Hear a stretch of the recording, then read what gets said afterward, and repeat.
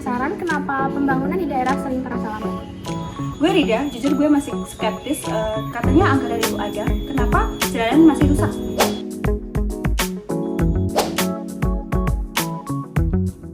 Halo, aku Rani. Di sini aku masih belum paham nih mengenai APBD dan DPRD. Tapi disinilah aku belajar. Hai, aku Ima. Aku selalu mencari tahu terlebih dahulu sebelum menghakimi, makanya aku kemana-mana tuh bawa catatan.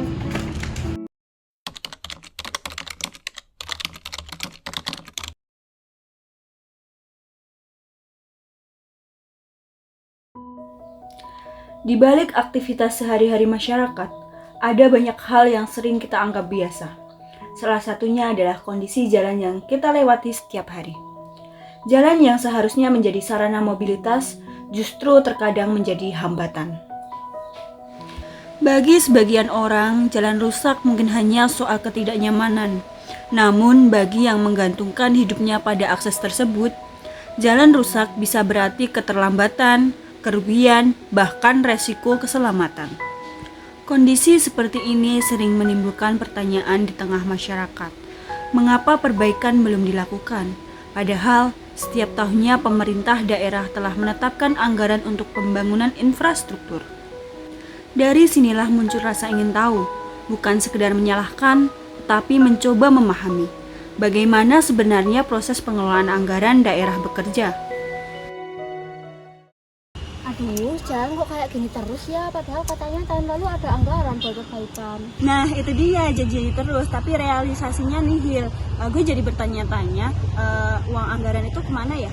Makanya tugas kuliah itu penting deh. Kita belajar ASP buat menjawab pertanyaan kayak gini. Stop buat nyalahin, kita harus paham dulu prosesnya. Emang APBD sama DPRD itu apa sih hubungannya sama jalan rusak? DPRD yang menyetujui anggaran kan. Jadi kalau jalannya rusak artinya ada yang perlu dikawal dan proses penganggarannya. Berarti kita harus cari tahu langsung ke sumbernya. Yuk kita ke kantor DPRD. Ayo, tapi kamu yang banyak nanya ya, dah. Soalnya aku banyak belum ngerti nih.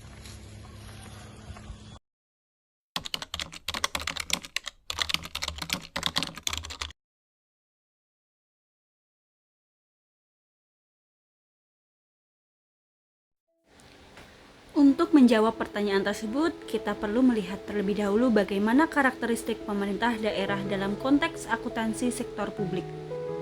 Berbeda dengan perusahaan pada umumnya, pemerintah daerah bukanlah organisasi yang bertujuan untuk mencari keuntungan. Fokus utamanya adalah memberikan pelayanan kepada masyarakat, mulai dari infrastruktur, pendidikan, hingga kesehatan. Dana yang digunakan pun bukan berasal dari aktivitas bisnis, melainkan dari pajak yang dibayarkan masyarakat serta transfer dari pemerintah pusat. Artinya, setiap rupiah yang dikelola memiliki tanggung jawab yang besar. Disinilah konsep akuntabilitas publik menjadi sangat penting. Pemerintah wajib menjelaskan kepada masyarakat dari mana dana diperoleh, untuk apa digunakan, dan bagaimana hasilnya. Tanpa transparansi dan pertanggungjawaban yang jelas, kepercayaan masyarakat akan sulit terjaga.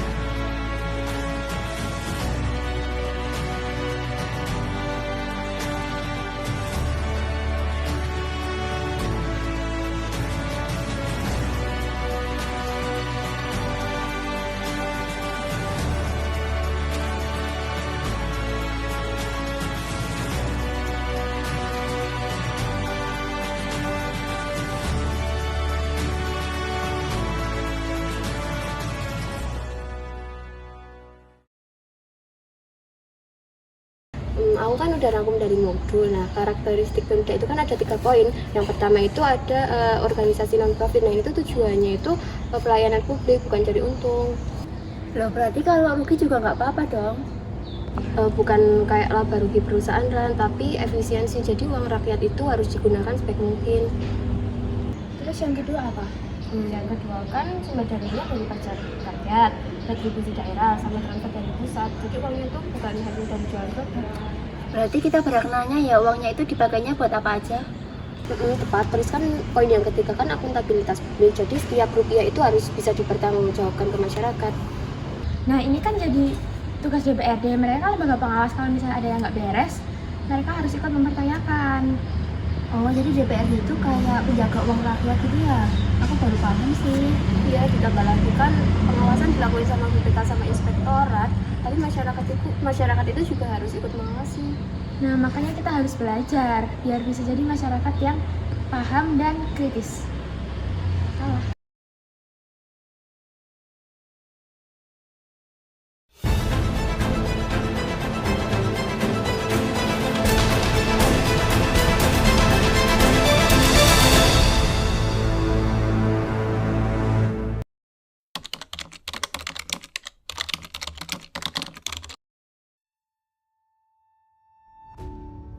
Setelah memahami peran dan tanggung jawab pemerintah daerah, langkah berikutnya adalah memahami bagaimana anggaran tersebut disusun dalam APBD. APBD terdiri dari beberapa komponen utama. Yang pertama adalah pendapatan daerah. Ini mencakup pendataan asli daerah seperti pajak, restribusi, serta dana transfer dari pemerintah pusat. Pendapatan ini menjadi dasar utama dalam menentukan seberapa besar kemampuan daerah dalam membiayai kebutuhan masyarakatnya. Komponen yang kedua adalah belanja daerah. Disinilah anggaran benar-benar digunakan untuk berbagai program dan kegiatan, mulai dari belanja operasional hingga modal seperti pembangunan jalan, jembatan, dan fasilitas umum lainnya. Dengan kata lain, kondisi jalan yang rusak atau baik sangat berkaitan dengan bagaimana belanja ini direncanakan dan direalisasikan. Dan komponen terakhir adalah pembiayaan, yang digunakan untuk menutup selisih antara pendapatan dan belanja, terutama ketika terjadi defisit. Struktur ini menunjukkan bahwa pengelolaan anggaran bukanlah proses yang sederhana, melainkan melibatkan banyak pertimbangan dan keputusan. Gue jadi skeptis nih, katanya APBD isinya bocor mulu. Emang guna kita pelajari? Justru karena kita nggak paham, kalau kita ngerti kan kita tahu di mana titik rawan kebocorannya. Coba jelasin pelan-pelan mah biar si Rida juga paham. Jadi gini, APBD kan komponennya ada 3. Yang pertama itu ada pendapatan daerah. Nah, jadi pendapatan daerah ini isinya dari PAD, dana perimbangan, sama dana lain-lain. Terus yang komponen kedua itu ada belanja daerah. Nah, belanja daerah ini isinya dari operasi, modal, sama dana tak terduga. Yang terakhir itu ada pembiayaan daerah. Nah, pembiayaan daerah ini isinya dari silpa, pinjaman, sama pinjaman daerah. Nah, ini biar bisa buat kalau nutupin defisit. Lah, terus jalan rusak tadi masuk yang mana? Belanja modal lah, tapi kan kita misalnya nggak tahu karena macam-macam, bisa aja dananya kurang, prioritasnya kalah, atau administrasinya itu lambat. Nah, DPRD kan nentuin prioritas, makanya dengar pendapat warga sama rapat itu penting. Jadi nggak sesederhana itu ya tinggal bangun-bangun aja gitu? Enggak, kan ada musrenbang dari desa sampai ke kabupaten, jadi semuanya itu harus transparan sama tercatat. Coba kita simulasi ya, kita memiliki anggaran 10 miliar nih. Nah, terus kita harus pilih antara bangun jalan desa atau gedung kesenian. Jalan desa lah, itu kan akses dasar. Petani, anak sekolah, orang sakit juga butuh itu. Tapi gedung kesenian bisa naikin PAD loh dari sewa dan event. Nah, jadi kan di sini timbul nih konflik DPRD. Dua-duanya kan penting, makanya harus dengar kajian sama suara rakyat. Gue jadi paham sekarang, ternyata jadi DPRD itu berat ya. Makanya kita harus kritis, tapi bukan kritis yang asal nyalahin ya, tapi kritis yang paham situasi.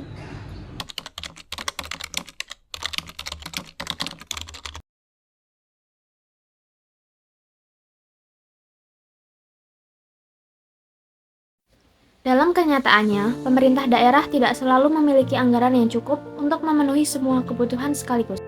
Keterbatasan ini memunculkan dilema, mana yang harus diprioritaskan terlebih dahulu, infrastruktur dasar, atau pembangunan yang dapat meningkatkan pendapatan daerah. Setiap pilihan memiliki dampak. Perbaikan jalan dapat meningkatkan akses dan kesejahteraan masyarakat, sementara pembangunan fasilitas lain dapat mendorong pertumbuhan ekonomi. Disinilah peran DPRD menjadi sangat penting sebagai lembaga yang mewakili suara rakyat dalam menentukan arah kebijakan anggaran. Namun, keputusan tersebut tidak hanya bergantung pada pemerintah dan DPRD. Partisipasi masyarakat melalui forum seperti musyawarah perencanaan, pembangunan juga menjadi bagian penting dalam proses ini. Semua pengeluaran pemerintah itu wajib dicatat ya? Wajib pakai basis aktual, jadi kan dicatatnya itu saat transaksi terjadi, bukan saat uang keluar. Lah, kalau nggak dicatat gimana tuh? Bisa jadi temuan BPK, pejabat bisa kena sanksi administratif, bahkan bisa dipidana tuh kalau terbukti sengaja. Oh, jadi di balik satu proyek jalan desa tadi tuh ada ratusan dokumen yang perlu ditanggungjawabkan ya? Dan inti dari akuntansi sektor publik itu bukan cuma menghitung uang, tapi harus bisa mempertanggungjawabkannya ke masyarakat.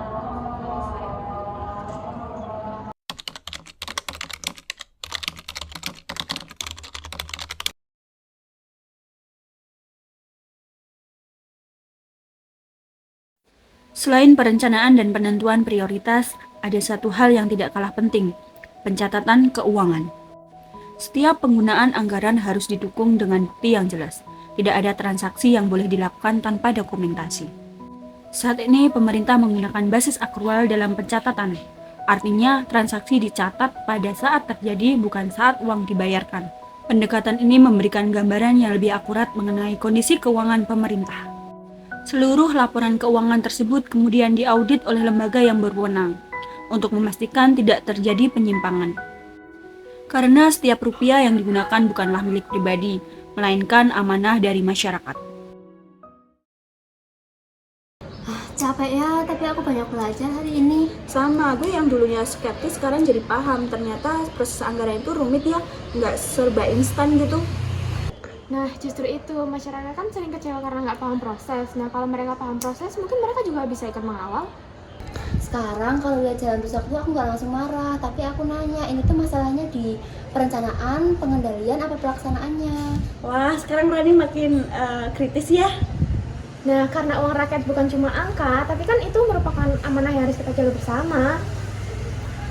Setelah melalui proses pengamatan dan diskusi, muncul pemahaman baru bahwa di balik setiap kebijakan terdapat proses panjang yang seringkali tidak terlihat oleh masyarakat.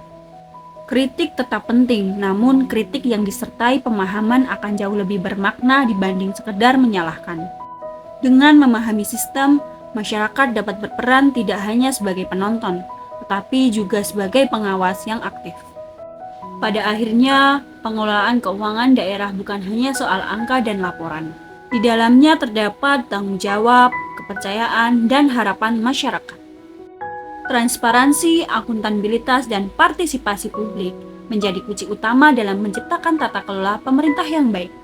Karena setiap rupiah yang digunakan hari ini akan menentukan kualitas kehidupan masyarakat di masa depan. Dan pada akhirnya, uang rakyat adalah amanah yang harus dijaga dan dipertanggungjawabkan. Uang rakyat bukan hanya sekedar angka di laporan keuangan. Ia melewati proses panjang yang harus kita kawal bersama. Kritis boleh, tapi kritis yang paham sistem. Dan tugas kami menjembatani angka-angka itu agar dimengerti banyak orang.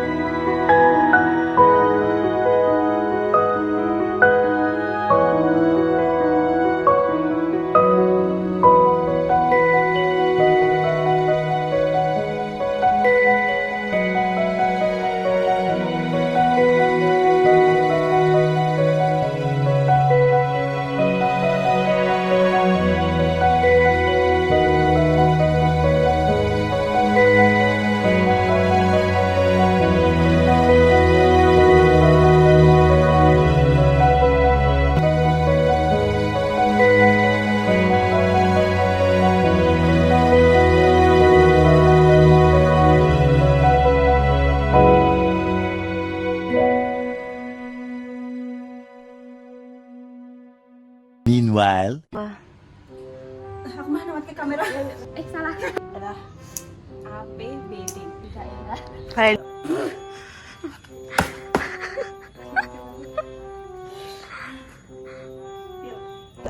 Nah, di sini.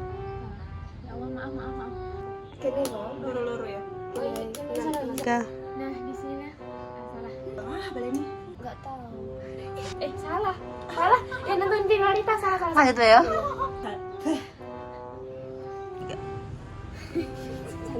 miliar anggarannya loh. Kok aku nggak diberi ya? Ini kita lah. Asal nyalahin ya, tapi Kris yang paham situasi. Salah. Tapi tuh jadi mana?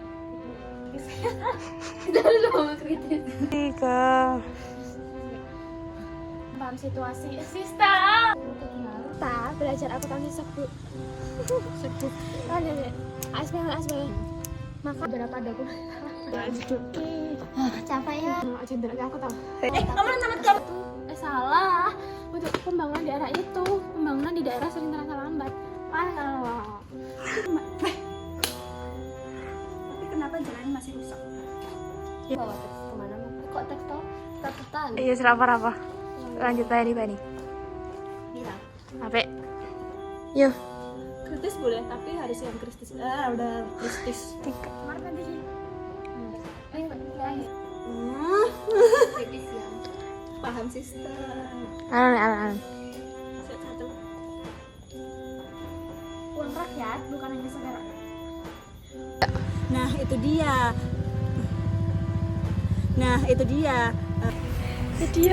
Kita masuk ke kandang ini, ya Allah. Takut banget. Takut tiba-tiba di. 3. Itu dia. Janji-janji terus, tapi realisasi lah. 3.